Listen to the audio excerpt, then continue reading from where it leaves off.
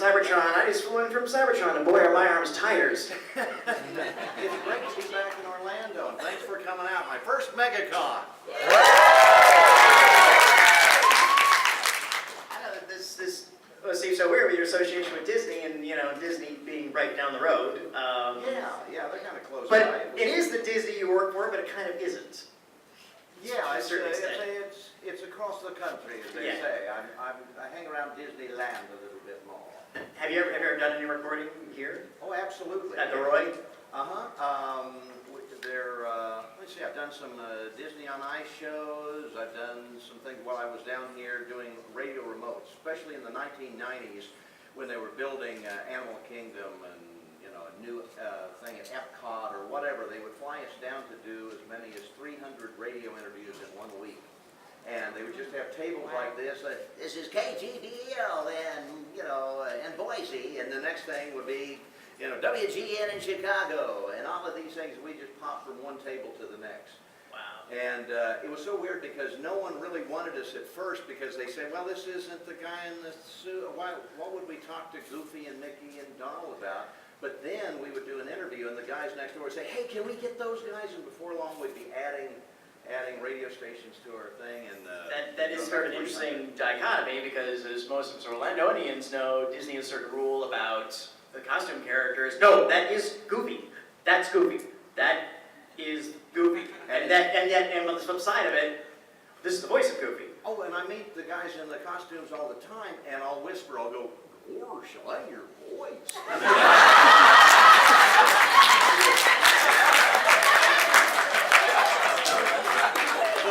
But not one of them has ever broken character. Ever. Ever. Now I've gone backstage and they're like, oh, God, I'm on backstage. You think they have? They're great. Next time you come to the Kingdom, come backstage to Monsters, Inc., where I help the monsters. Wink, wink, nudge, nudge. Say no more. Hello, humans. Anyway. Yes, you were. Yes, you were. Let's go back to the beginning. You started out in stand-up. I did. Tell us about that, because that would have been a very interesting time. That was early. If my chronology is correct. Yeah, early '80s. I started doing stand-up in '82 in Dallas. And that was still sort of at the boom of stand-up. Yeah. And it was like when all the guys you know now were getting started. And I did a place called the Comedy Corner in Dallas, Texas, and our house comic was a guy, Bill Engvall, who has gone on to play things. Whatever happened to him? Yeah. But I mean, he was there every night, just working out jokes, learning how to tell jokes, how to do a routine, how to write, and everything. And I saw all the guys come through and got to, Robin Williams he was already a star at that time. Did he steal any of your jokes? Huh? Oh, no. Mine weren't that good. So. But, you saw all these guys. Sam Kinison was a friend from Houston. Bill Hicks, who was a great comic out of Houston. And all of them, Roseanne, Tim Allen, all of those guys were starting out. Not to be ghoulish, but you have outlived 3 of those names you just mentioned. I know, and I plan to outlive them all. I did that for about 5 years, which is the greatest training I ever had for doing voiceover. Then in 1986, on the advice of an agent in Dallas, said, well, you do all these voices, you got to go out to Hollywood, give it a shot. I got an apartment in Hollywood, and about 4 months later, my agent said, do you do any of the Disney characters?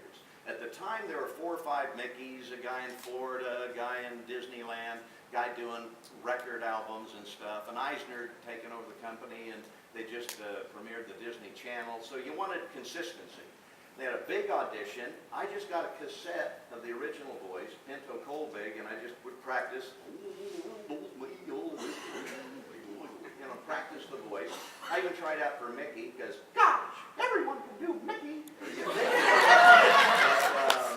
But they liked the Goofy, and now after this coming January, 30 years and about 3,500 projects with Disney, they're still using it.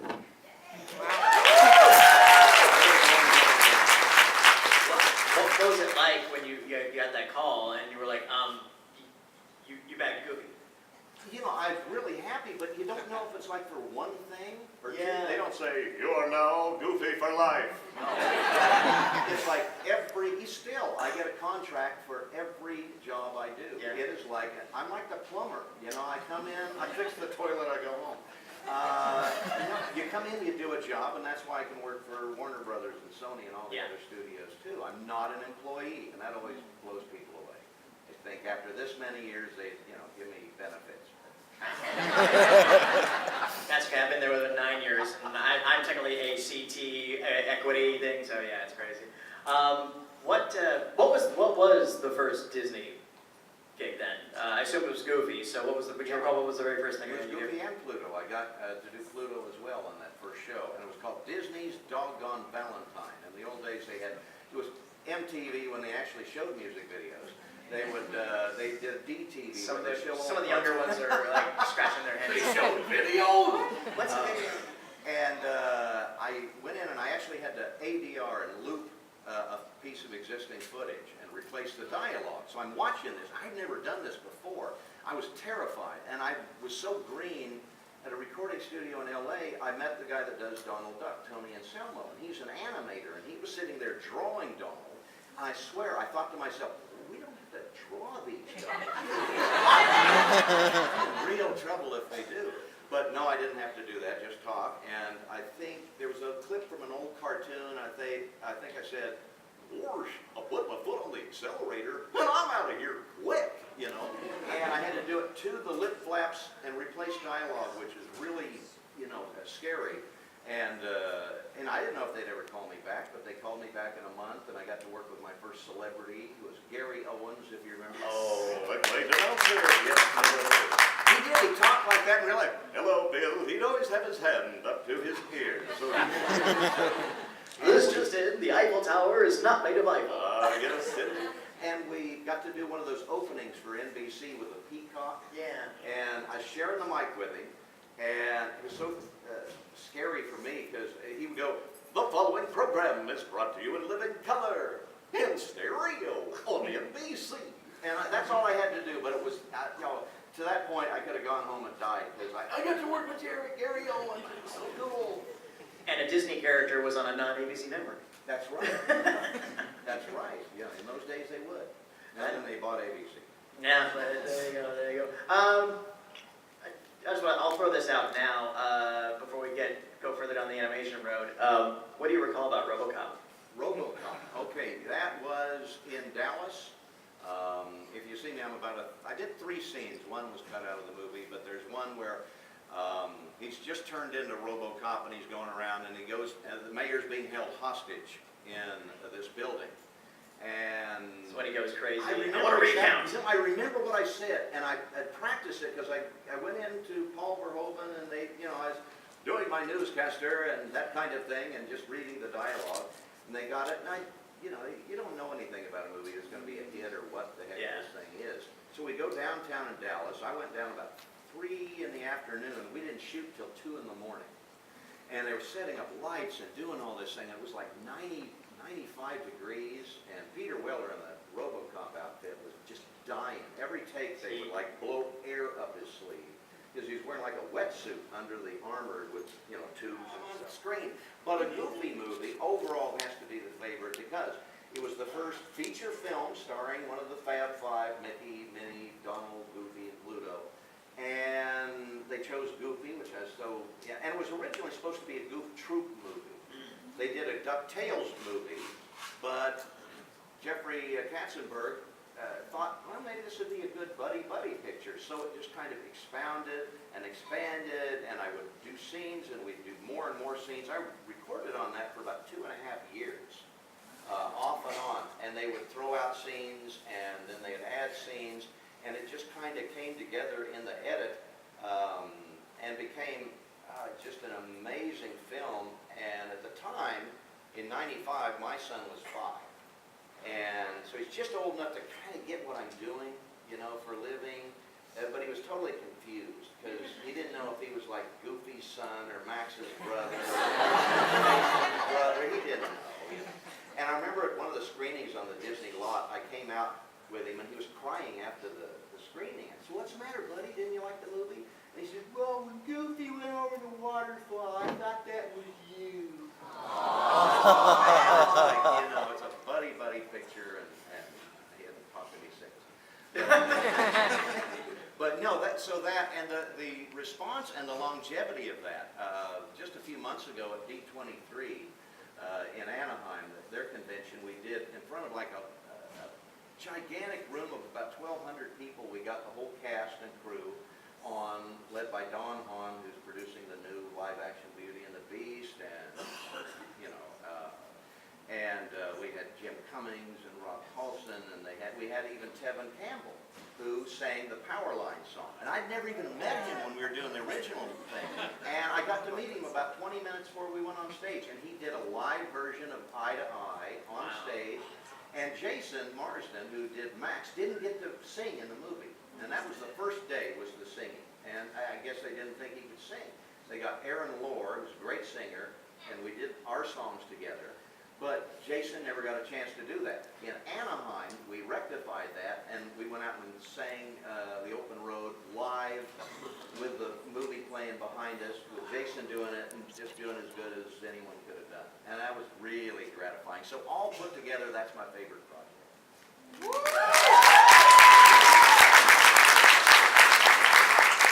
I think you got your fans out there. I think so. It turned out to be a good movie, and I have no, when you're an actor, you go in, you do the job, you don't know if it's going to be good or not. But I'm so pleased that it came out and that people love it after all this time. And again, it was an odd time for Disney's animation output, because you could argue the glory 90s had kind of come to the tail end. Beauty and the Beast, all the ones that reestablished Disney animation. So much so with the fairy tale stuff that they didn't really quite know what to do with the Disney characters. I mean, and so they were always with problems. Yeah, I mean, they were experimenting, DuckTales and Goof Troop and stuff like that, and it seemed like they always tried to, and still do, try to put them in a contemporary sort of setting. Right. And it's arguable whether they succeed or not, but they keep trying. Yeah, and well, like our new Mickey Mouse shorts, which if you see Which are those brilliant. online, which are great. They kind of do a throwback to the 1930s, and Goofy's not wearing pants, he's got a tail, he's like he was in 1932, Dippy Dog more than Goofy. But I'm a big fan of Stephen DeStefano, who does the animation, the storyboards on that, Paul Rudish, who puts those together. I just love it. I loved it. When they said Goofy's going to be a zombie, I bet, like a Walking Dead in one of the cartoons. I said, all right, that's going to be great. But he's still Goofy. As long as the personality's there, you're okay. And then an interesting door opened about maybe a little more than 10 years ago for professional voiceover actors, video games. Yeah. And you've certainly dabbled in that. How's your experience with that been compared to traditional animation? I don't do as many as I used to. When I started, I did some great games. One of my favorites was one called Sam and Max Hit the Road. And I was the original voice for Sam, and the audition for that was he was a detective, so I was kind of thinking Sam Spade, kind of Humphrey Bogart kind of thing. And but they wanted him kind of quick-witted and have some really wry kind of thing, so I was kind of putting Johnny Carson in. Because Max was insane, so you need to be a straight man. I kind of mixed Humphrey Bogart and Max. That's right, little buddy. And you crack me up, little buddy. That's a completely unusable thingamabob. And so that, and oh gosh, Epic because Mickey. right now, everyone, and I can just tell you right now, I don't know when Kingdom Hearts 3 is coming. She could be, I know. Sorry, little senior. But I guess my question is, out of all the roles you've ever done from video games, shorts, movies, which has been your absolute most favorite role, like with Goofy? It would have to be Goofy. He was my favorite Disney character when I was growing up, and I'd watch like the Sunday night show, The Wonderful World of Color and stuff, and I always loved the Goofy cartoons. I didn't really try his voice when I was doing stand-up. It wasn't in my act. It totally came about at the audition, and I just had something that they liked. But he was my favorite character. He's got to be my favorite overall because I bought a house with him, But some of my other ones, one of my other favorites. But the guy who does Mickey, he bought a castle. Yes, he did. Bigger castle. And one of my favorite, though, on a Goofy movie was the last movie of a character actor, Pat Buttram, who played Lester's possum part. He had that great voice that sounded like this. Occasionally, he did the Sheriff of Nottingham in Robin Hood.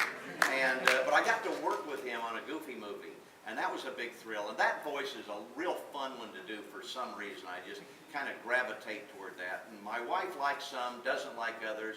She hates when I do like Sling Blade. Hey, honey, I'm feeling kind of frisky. Yeah, it's fun to do around the house, though. Not for her. My question is, from aside what you've already done, what type of media would you like to move into other than what you've done so far? Well, I still do stand up from time to time. I was actually on a show, a nighttime show with Stephen. Oh, it'll come to me a little bit. But I was on, we recorded it at the Improv in Hollywood. God, I had to follow Tom Segura and Dane Cook. So that was like, oh my God, I'm going to die. But the crowd was great, and that's on YouTube. Stephen Glickman. You can go to that, like at Stephen Glickman, see his nighttime show, and he does stuff with all comics and stuff. So doing stand-up still is kind of fun. I'd like to do more of that. People keep bugging me to either write a movie for Goofy, because my degree is in journalism, I should write more, or a book, or whatever about my experiences. So that's probably what I'll be doing in the next few years.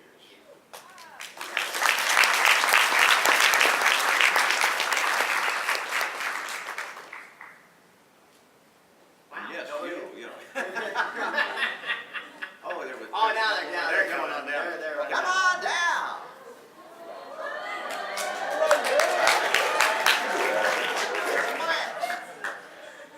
Hi, I just want to say you're a favorite character in our household. You've been doing it for many years now, and you've been working through the new technologies that have come. Do you find it still feels the same as it did when you started, or has it changed drastically? It's changed in the fact that in the old days we would record to tape, usually a 24-track recorder, that big thick tape in the studio. So we did it quite often ensemble. When we did Goof Troop, we were all in a room. We did it like a radio play. We didn't even get a rehearsal. We just got the script and boom, did it. That has technical problems because if someone screws up a line, you have to do the whole scene over. Now we generally go in solo, and let's say on 7D, Maurice is doing his lines in the morning. I'm available in the afternoon. I'll go in and do my lines. They put them together in post, where I can do a line 5 times or how many times I need to get it perfect, and then he does it however many times it takes. They take the best of his takes, the best of mine, put them together. You have the best of both worlds. Unfortunately, I love working with the other actors, and you get so much from that. You have to do it in your mind now and just say, how far away is Mickey when I'm talking to him? Because if he's right here, where's howdy, Mick? If he's across the room, howdy, Mick. Or if you're in a tornado, howdy, Mick. You'll be told all that stuff. Yeah, I was going to say it probably was a lot more personal. Yeah, Okay, thank you. yeah, that's one of the bad things about it, I guess. Some cartoon series still do that. I did an episode recently of Garfield, and Mark Evanier, who directs that, insists on doing it live in the studio, and I love that because I got to work with Welker again. So, Mark's a great guy. He's been around forever, and he started on Variety Stowe, and he's he's a big fan. yeah, he really loves that old variety 50s stuff. He's got a great passion for it. Absolutely. And unfortunately, I know who that is. Unfortunately, you will have to be our last question as we unfortunately hit the time. Sorry, Tal dude. Maxie, what do you want?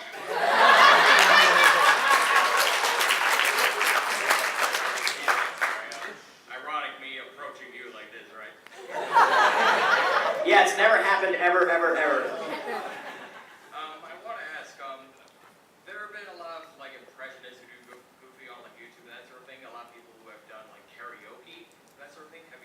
I'm wondering if you've seen any of them and if you have a personal favorite. Of people that have done Goofy out there? Like or? people who have done Goofy voices. That is- Goofy voices and maybe done karaoke or a personal song that you've seen done in Goofy's voice. That I haven't seen... If this is a lead into, would you like to hear one now? We don't have time, I'm sorry. There's some guy, Goofy's a tough one to do. Around the world, and Disney has to, they have a division that translates all their stuff into about 43 languages. So they have to find people in 40-some languages to find all the characters from Frozen so they can replace them. They can sing and do all of those voices. Goofy and Winnie the Pooh are the two toughest I've heard. And because Goofy is such a cadence character and it's not based on a tone, whereas, you know, Mickey, Gosh, if you can do a falsetto, you're kind of in the ballpark. but Goofy is more words, it's a dialect, it's up and down, and got a lot of the scoops and valleys. Those are hard to copy, and Pooh is very, very, very I've heard hard. a few pretty good Goofies. I can't think of who online and singing parodies and things like that. But again, it's not, the art is the, you know, inhabiting the character, and it's not just doing the voice. But yeah, I always loved impressionists. I watched Rich Little and all of those guys when I was a kid, and that's how I got half my voices, is trying, oh, that's how you do it. Okay, I'll work on that. I'm more of a Frank Gorshin man I love myself. Frank, yeah. He was a very depressed person. I met him just Really? once. He was not a happy guy, but I only met him once and he hit me. But no, but he was great. Of course, with Riddler and all of that. Yeah, I picked up a lot of voices from him. Yeah, I will still laugh at his impersonation of Kirk Douglas. Oh yeah. It was just said that, you hang your bush through your teeth. How many more days are you here with us I this am weekend? here. I'm leaving Sunday afternoon, so all day today, all day tomorrow, and most of Sunday before I have to go back to LA. So, Wars, come by and say hi, would you? Where do they have you at? Do we know? I have no idea. All right, you know what? Throw it out, guys, or we could just call Maybe I'll just it. have a